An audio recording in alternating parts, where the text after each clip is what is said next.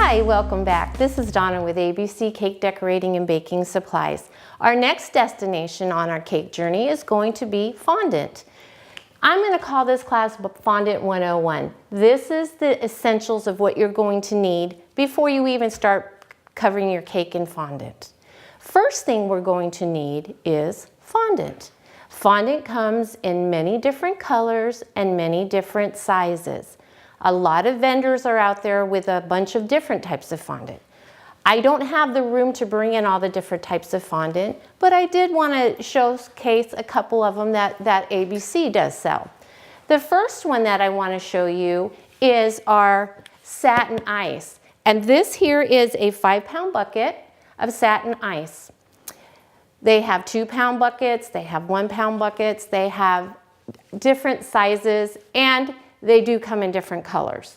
The next vendor that we have is a PME, and this is a turquoise colored fondant. So they're already pre-colored, so you don't have to go ahead and color those. As we get into this journey and destination a little bit farther, I'm going to show you how to color your own fondant. So if you have a special color you want to get, you can achieve it yourself. Also, Wilton has, and these little packs are nice because there's just a little bit of color. So if you just need a little bit of something and you don't want to have to go through and color your fondant, because a lot of people will buy just plain white fondant and then they'll color it themselves. Fondant can get a little pricey, however. So what I want to do is show you how to make your own fondant, and you'll be surprised on how easy and cost effective it is. And you can color this just like you could color a white fondant here. One of the things you're going to also need is some type of surface to roll your fondant out on. If you have a nice countertop, and it has to be smooth, then that one will work. If you don't have a smooth countertop, then you may want to start getting into some silicone mats. This is a silicone mat here, and if you notice, it has a grid pattern on it, and it's also smooth. The nice thing about the silicone mats is you can crinkle them up, and they'll pop back out, and as long as you don't use anything sharp on here and cut your mat, this mat will last you a long time. Because one of the things about a mat is anything that is on it and you roll out your fondant, it's going to make an impression of. So you want to make sure they're nice and smooth mats. This is a mat a lot of people have, or they're very nice to have. It's a professional baking mat.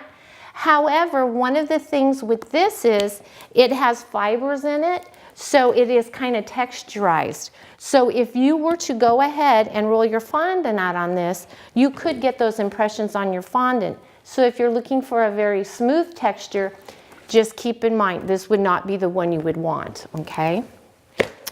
Also, you can just go and you can buy food grade silicone or vinyl yourself, and you can cut down your own little mats. I like to use the little ones once in a while. If I'm doing something that's small and I don't need a really big mat, I'll sit on my coffee table and roll out and make flowers or whatever. So these little mats are kind of nice to have too. One of my favorite mats that I have is this one right here, my Wilton dividing wheel mat. It already has my grid on here for me, so I'll know how big I need to roll out my cake, my icing for my cake, when I get ready to apply it. Only thing about this guy though is you can't wrinkle him. You have to really be nice. So once I'm done with this, and I always take it and I'll roll it inside this way,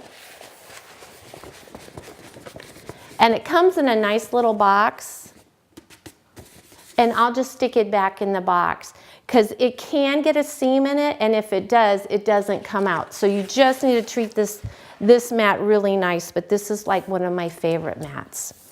Also, if one of your mats does get ripped or torn, keep it, because as we start getting into more of fondant, you may roll out your fondant and then have to go answer the phone or something. And one of the things fondant does is it dries out very quickly. So if you're underneath an air vent or something, you need to make sure you cover it. So if you need to walk away and your fondant's on here, just take either a piece of saran wrap, or if you do have another mat of some kind or an old one because you replaced it, just take this, put it on top, do what you need to do and come back, and that way there your fondant will not be dried out. Fondant is considered an edible Play-Doh. Once you find out how easy it is to make it and you realize what it is, and it's actually going to taste a lot better. A lot of people don't like the taste of fondant. They have improved it tremendously, but making it always seems to taste better to me. As we go through all of these steps, one of the things you're going to need to do also is make sure fondant will attract everything. So if there's dust or you're wearing a furry sweater, need to make sure that your surface is clean because everything just seems to attract fondant. We also need to make a dusting puff. Again, dusting puffs, let me move these out of the way here. Dusting puffs can come in many sizes. These are actually a dusting puff pack you could buy, and I think you get 3 of them in a package. Then they have a dusting puff that comes like this, where you'll just fill it in here, and then you open it here, and you can dust your surface so that your fondant doesn't stick to it. Fondant can start sticking to itself. It's very sticky. So either we're going to be using a dusting puff or we're going to be using some type of a shortening to go ahead and put on our surface when we start rolling out our fondant. So shortening and a dusting puff. I want to show you now how to make a dusting puff. If you don't have one of these fancy little doodads, you don't need one. You just need to take one of the handy wipe paper towels. Or a cleaning wipe. You want to make sure it has holes in it so that your powder can come out of it. So we're just going to take one of these, and it doesn't need to be super big. You could even just cut it in half if you wanted. And then I've got my powdered sugar, and I've got my cornstarch. Our dusting puff is a mixture of powdered sugar and cornstarch. What we're going to do is take, and this isn't exact science at all, so if one's a little bit more than the other, it's not going to matter. I usually take a tablespoon, and I'm just going to take a tablespoon of powdered sugar, and I'm going to put it right in the middle of my puff, and then my cornstarch. I'm going to take it and put it right on top of here. Now you can either put them together with, I'll move some of this out of the way, with a rubber band, or I have a wire tie because I couldn't find my rubber bands this morning. So we're going to take this, we're just going to gather it together like this, maybe twist it once or twice because you just don't want it to come apart. And then I'm going to take this, and now you just made your own dusting puff with something you already have around the house. So you don't need to buy a lot of special equipment, but there are some things that you do need to buy that will make your life a little bit easier when dealing with the fondant. Okay, so we've done our dusting puff. That was with cornstarch and powdered sugar. And then we're going to need some type of shortening. We need to decide what kind of fondant we want, what colors we're going to need. Then also, it's nice to have some type of a rolling pin. When I'm dealing with fondant, I like to use the plastic rolling pins just because sometimes you grease them or you dust them up and they're just easier to wash, and this is kind of what I learned on, so I really like it. Also, they come in different sizes. You've got the smaller one, so if you're wanting to do smaller things, you don't need to take out the big one. But what's nice about these are they have the rings on them. And the rings are basically their guide ring. And when you're making fondant anything, and these are a little tight, the more you use them, the less, they're a little bit easier to work with. They'll roll it out to a specific thickness. So when you're rolling out your fondant, and you probably remember your grandma, or maybe you even do when you make pie doughs and things, or cookies, because you always want them to be kind of the same thickness. So these are kind of a ring that'll just guide so that when you roll out your fondant, it'll always be to about the same thickness. So like when we get into making our bows, you won't have some bows thick and some bows skinny. This is kind of a nice way to help you do that. And they also come with the smaller rolling pin too. Handling and storing fondant, okay? We already talked about how easy it can dry out. So you need to make sure if the fondant starts to dry out, and let me just get a piece of fondant here just so you can see. And this is going to be, this is black fondant.